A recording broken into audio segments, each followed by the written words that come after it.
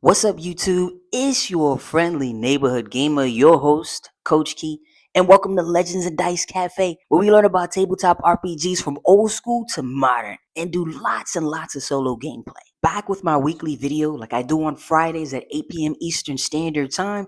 Thank you guys for your patience. By the way, my microphone went down last week, so I wasn't able to drop a video. And that was my very first time not being able to drop a weekly video since I started this channel. So I was a little disappointed, but very happy to be back up and running and able to continue to keep creating content. And today we're going to be reviewing these really cool books I got my hands on, and they are fantastic for a new DM, and they're also honestly fantastic for a solo gamer. The Game Master's Book of Random Encounters and the Game Master's Book of Villains, Minions, and Their Tactics. I have a few of these different books, and I'll show you in a few, but today we're just going to review these two, and I'm going to show you how cool these are. I love these books, and I've been using them in my current campaign. Not this one, but the other one. But these are really good books. Don't forget to make sure you hit that like button. It really helps a channel like mine continue to grow, and thank you so much for all the support that you guys have shown the channel thus far. So without further ado, let's get into it. Alright, so let's get into it. But check it out. Like I said, I wanted to share with you guys the other ones that I have. These are super cool books. And some of them are really good for you to add into your campaigns. Or you can actually use them for solo play, which is super cool. This is one of the books that I think will be fantastic for solo play. But check this out. Let me show you guys the rest of them. They're really cool. I also have the Game Master's Book of Legendary Dragons. Very cool book. I also have the Game Master's Book of Traps, Puzzles, and Dungeons. I've also used this book in both of the campaigns because it's, so I'm only just running my second campaign. We are going to have our third session tomorrow, but I've used this book a couple times or a few times so far within the campaigns that I've run. I also have the Game Master's Book of Non-Player Characters, and it's adapted to or made for, can't remember the terminology, it's made for 5th edition, but these are really fantastic, awesome to use for inspiration as well in any game, any system.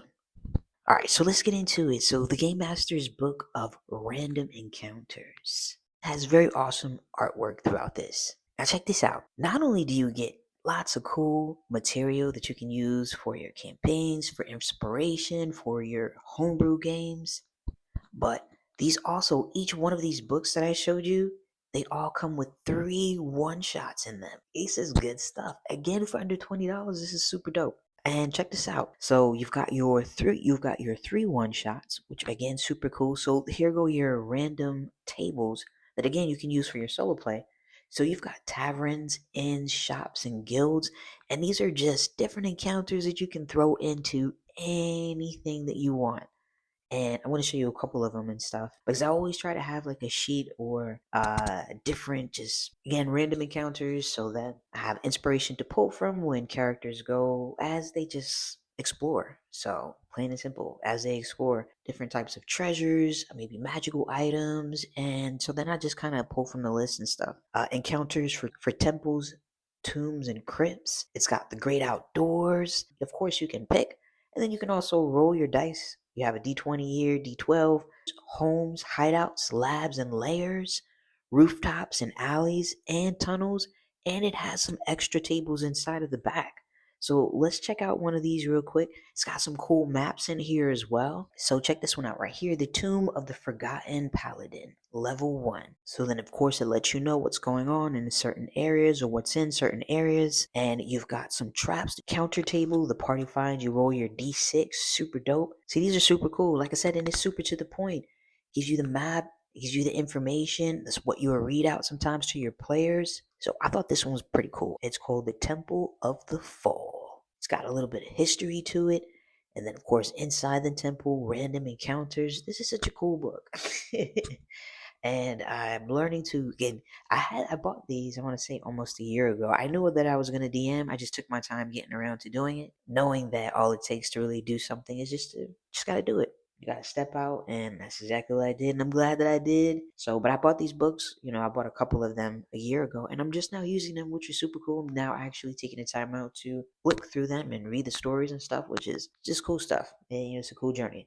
So, but I thought this one was pretty cool right here. It gives you a nice foundation on how to run this right here. And I think the artwork is also super cool. And then here's another area: homes, hideouts, layers, labs, and layers.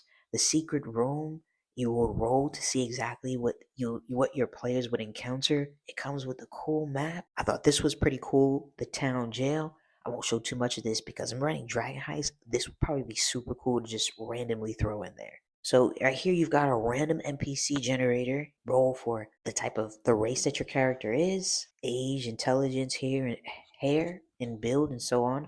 And then it also has another table back here: names, descriptions, and deeper desires. You've got your first name, your last name, your brief description, their wants and their needs, secrets or obstacles, and what they're carrying, just in case somebody want to rob them, um,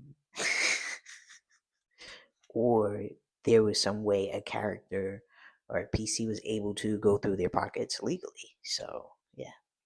But it's got some pretty cool things inside of here. And you roll a D100, so you've got a lot of options. Then you've got adventure specific categories, so of course it sends you to the page. You've got shops and guild tables, residences tables, taverns and inns, and random temples. This I thought was pretty cool as well. Random tavern generator. You've got a random curse creator, which I thought was pretty cool, and a party makeup maker. So I think this book, I'm pretty sure I paid maybe about $17 and some change for it.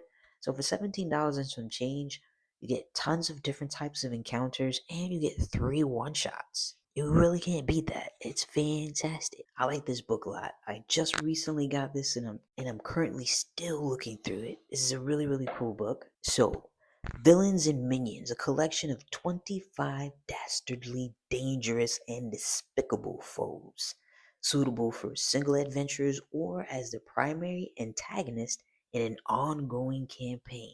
The artwork in here is also very cool. And again, not only does it have this cool content, it also comes with their 3 one-shots. Let's briefly glance over a couple. Let's see. Oh, I was looking at this one: Nezaroth the Undying. It gives you a nice intro to who they are and more of their story, their lives. Very cool. Then it has your goals and motivations, your story hooks, building tension, and the actual encounter, his tactics, suggested levels, and scaling. Very dope. And the scaling part, it looks like you would pretty much escape, but you can always, improvise and do your own thing. The treasure, and then of course his stat blocks, and then his minion. This one looks pretty interesting. Brezik, Mercator, Warlock of the Crown. A nice quick intro to who he is, his goals, and his motivation. And then it's got this cool section back here: creature tactics. With these tips and strategies by your side, you'll stop getting played by your party and start putting the mastery back in the game master. That sounds kind of corny, but and it's got some pretty cool information. Has correct the balance, know the battlefield. Great generals know to gain the edge in battle. You have to understand the terrain.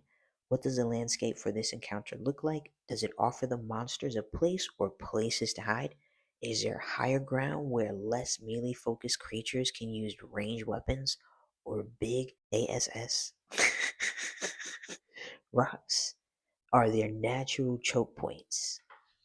Always consider how your creatures can use cover and their environment to their advantage. If the party is trespassing, the creatures defending their home turf or actual homes would know the best hiding places, escape routes, and areas to avoid. Monsters and minions might move deliberately around spots they've trapped or give a wide berth to the entrance of that purple worm's lair. So they give you some pretty good information, some nice fluff. Know your troops, know your players. Outside of the big guys, you've got a nice section over here minions, monsters, and masters in the pages that follow. So it's got some really cool information in here. And one of my favorite sections, creating a villain. Again, being brand new, working on creating my own stuff, my own stories, having this, looking through this section, I thought it was really cool. You've got choosing an archetype. So you've got the beast, the machine, the mastermind, the fanatic, the corrupted, the rival. Then you've got your HP and AC and DPR and your challenge rating. Where and when. One of the most vital aspects of crafting a villain is ensuring your party actually wants to defeat them. The most satisfying villain encounters have been imagined, fantasized about, look forward to for many sessions before coming to fruition. By the time the players have arrived at the villain's lair, it should feel like they are reaching the true climax of a journey, whether that journey is at the end of a single session, long dungeon crawl, or 100 session long campaign. Scaling your encounter and crafting a spell list for them. Action economy, one of the most crucial factors to take into account when balancing any encounter is action economy, the number of action a creature can take in a single round of combat. It's pretty interesting. I probably wouldn't have thought about that. Legendary actions are an incredible way to incorporate unique abilities into your villain's stat block, adding to their identity by formulating the abilities around your chosen archetype and imagery, but also providing a significant bonus to action economy by allowing your villain to act in battle in between other characters' turns. Interesting.